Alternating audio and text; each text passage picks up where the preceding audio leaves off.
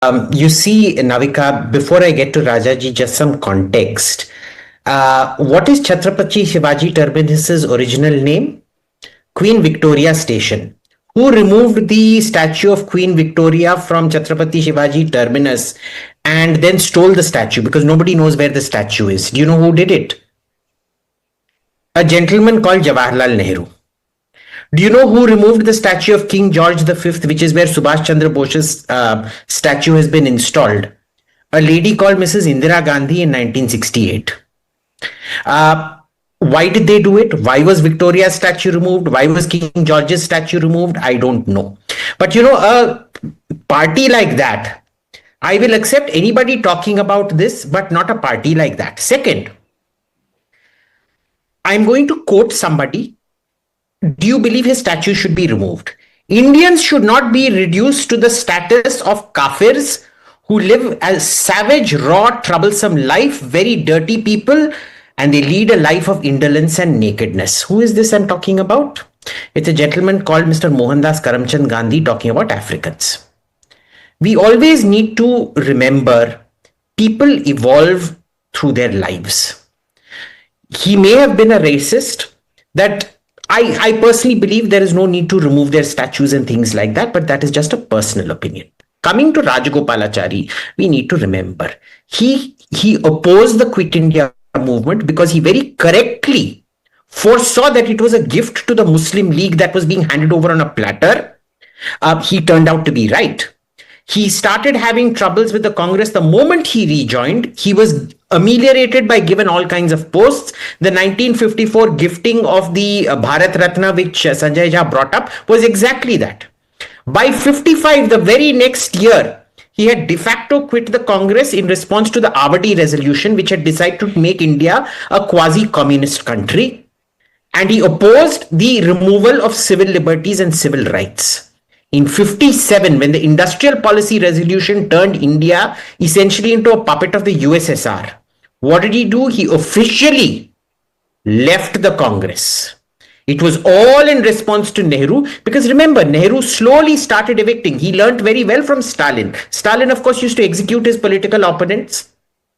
And what Nehru used to do is slowly edge them out, make their life intolerable, make their life miserable within the party, kick them out slowly, and that is exactly what he did. Now, in all of this, can I just say, I will totally accept the removal of Mr. Lutyens' statue, but I am so glad that the three statues that we don't have are Stalin, Mao, Lenin, Sitaram Yechuri, EMS Namboodirpal. That is what we need. That is what we need. That is the one thing. Psychopaths should never be given a statue. Murderous psychopaths. No. Modi is learning from Khmer Rouge. You know that? The way Khmer Rouge in Cambodia destroyed everything. Let me get in Sanjay Jha. And Sanjay Jha, while you respond to all the other panelists, please listen. 1 minute. Please listen to what the comments from our viewers coming in.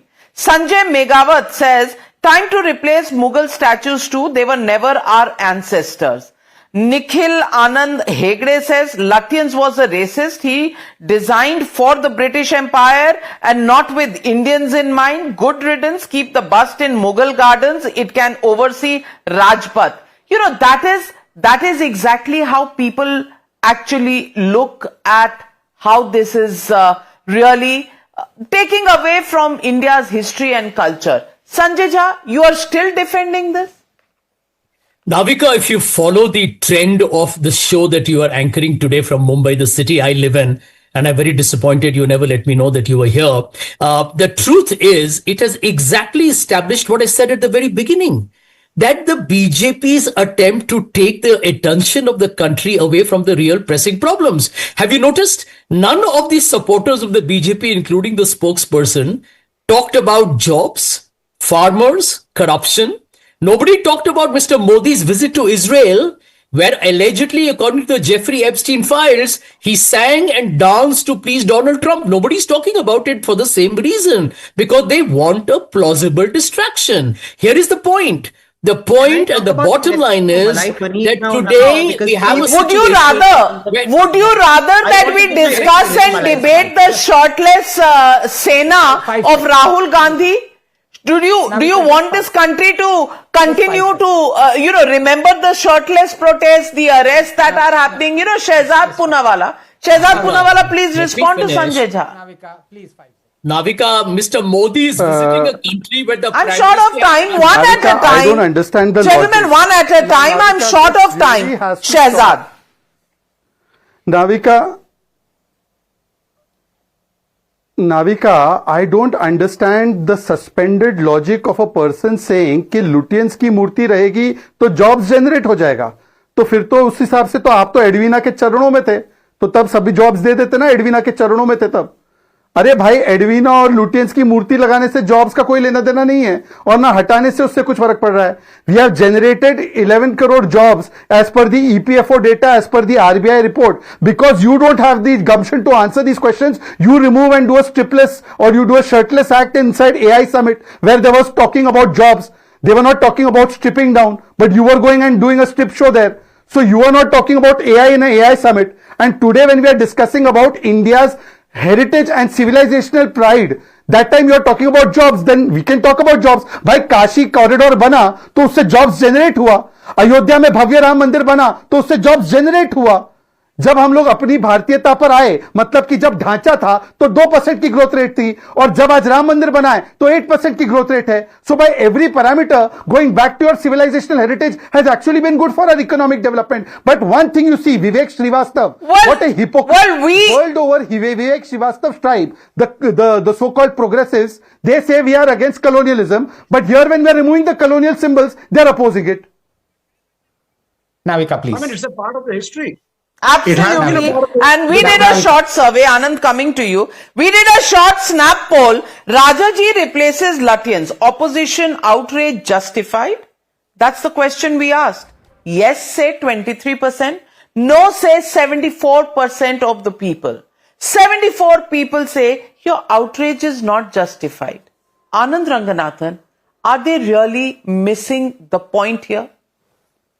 Navika, first of all, just there's a time delay, receive your WhatsApp message saying you deliberately didn't tell Sanjay you were in Mumbai. No, but I want to talk about one question that I want to ask my good friend Vivek. Nobody comes a bigger communist than Salot Sar or Pol Pot. So Vivek, here is a question for you. Pol Pot systematically demolished each and every French colonial remnant from Cambodia. Are you for or were you against him? Yes or no?